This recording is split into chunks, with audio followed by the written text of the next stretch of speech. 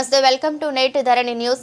పంట పొలాల్లో ధాన్యపు రాసులు కొనుగోలు నిలిపివేసిన రైస్ మిల్లర్స్. నేటి ధరణి న్యూస్. నైరుతి బంగాళాఖాతంలో ఏర్పడిన పెను తుఫాను కారణంగా కాకినాడ జిల్లాలో వరి సాగు చేసే రైతులు వరి కోతలు నిలుపుదల చేయడం, అలాగే జిల్లాలో వివిధ నియోజకవర్గాలు మండలాల పరిధి వరి సాగు చేసే రైతులు చేతికి అంది వచ్చిన పంట అమ్ముకుని సొమ్ము చేసుకున్నారంటే దిత్వా తుఫాన్ కారణంగా రైస్ మిల్లర్లు రైతుల ధాన్యం కొనుగోలు కేంద్రాల వద్ద రైతులు పండించిన ధాన్యం సరైన గిట్టుబాటు ధర కొనడం లేదని కాకినాడ జిల్లాలో చేబ్రోలు, మల్లవరం, సీతానగరం, లక్ష్మీపురం ప్రాంతాల రైతన్నలు ఆందోళన వ్యక్తం చేస్తున్నారు. వారం రోజుల క్రితం 75 కేజీల ధాన్యం బస్తా 1800 నుంచి 1900 ధర పలికించారు. గడిచిన 4 రోజుల నుండి ఎక్కడో శ్రీలంకకు 100 కిలోమీటర్ల దూరంలో ఉన్న దిత్వా తుఫాన్ రైతులకు బూచిగా చూపిస్తూ 1800కు 75 కేజీల ధాన్యం బస్తా ధర పలుకుతుంటే రైస్ మిల్లర్స్, ధాన్యం వ్యాపారులు, దళారుల సహకారంతో ఆరుగాలం రైతులు పండించిన పరిధాన్యాన్ని అడ్డగోలుగా మింగేస్తూ 78 కేజీల ధాన్యం బస్తా కాకినాడ జిల్లా రైస్ మిల్లర్స్ రైతుల వద్ద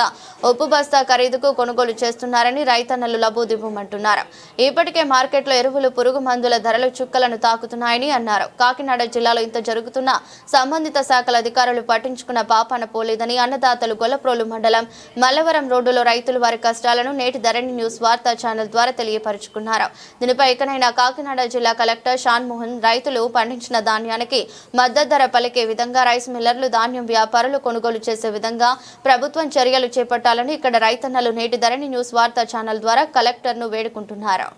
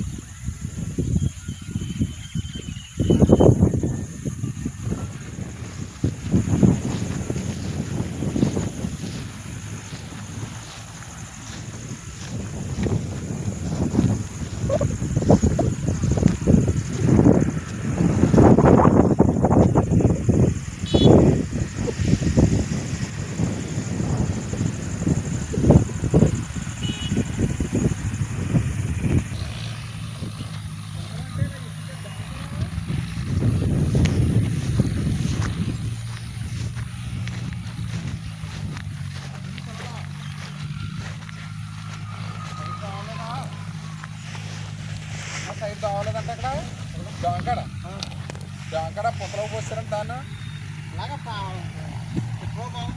కిటవో మళ్ళ మంచారు. కిటవో మళ్ళీ చాలా డాంకాడ ఎక్కువలేదా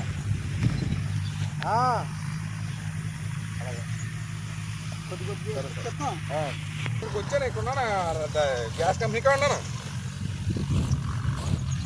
అలా వచ్చానా? నువ్వు తాటకి వస్తావా?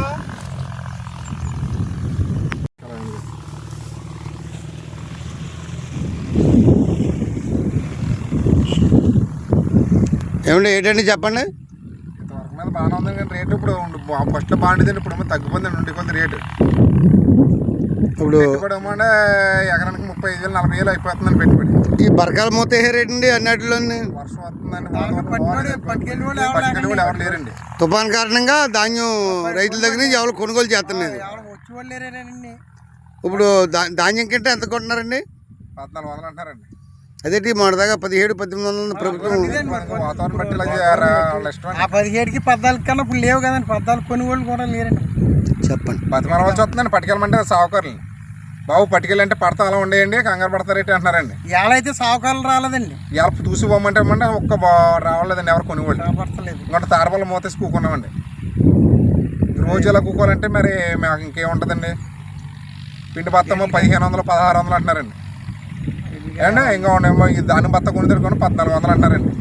పెట్టుబడి చేయాలంటే ఏం చేయండి? ఉప్పు బత్తా ఖరీదుకి ధాన్యం బత్త అడుగుతున్నారు. అదండి దాని చివరికి రాబోద్దుకి ఏం కనిపిస్తలేదు. ఇంకా ఏం పండించాలో ఏం తినాలో కూడా అర్థం అవుతలేదండి.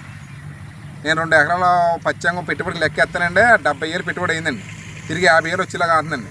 మిగతా 20,000 ఎంత లాస్ అండి. ఏం చేయాలన్నదే మరి ఏం చేయాలో అర్థం అవుతలేదు. మీ ముగ్గురు ఎన్ని ఎకరాలు చేస్తున్నారండి? 15 ఎకరాలు చేస్తున్నామండి. ముగ్గురు కలిసి? ముగ్గురు కలిపండి. 15 ఎకరాల్లో కూడా ఇప్పుడు పట్టుకెళ్ళింది 4 ఎకరాలు దాన్ని పట్టుకెళ్ళారండి. మిగతా ఇంకా రాసుల కింద ఉన్నాయి. ఏ రేటుకి అమ్మారండి 4 ఎకరాలని? 14,50 అన్నారండి. ఎప్పుడు ఇవ్వడాలంట నెలాఖరికి అది చెప్పడం అడుగుతుంది నెల అంటే 40 దినాలు అవ్వచ్చు. ఉంటున్నాడండి నెల వారం అన్నాడండి మొన్న ముందు ఒకసారి వారం అన్నాడు నెల అయింది పట్టుకెళ్ళి దాకా ఇష్టమండి ఇప్పుడు ఇచ్చాం మేము ఇస్తారు కదండి కావాలని మీరు మిల్లర్స్కి ఇస్తున్నారా అండి లేకపోతే రైతు భరోసా కేంద్రాలకి ఇస్తున్నారా? భరోసా కదండి మిల్లర్స్ కండి. మిల్లర్స్కేనండి.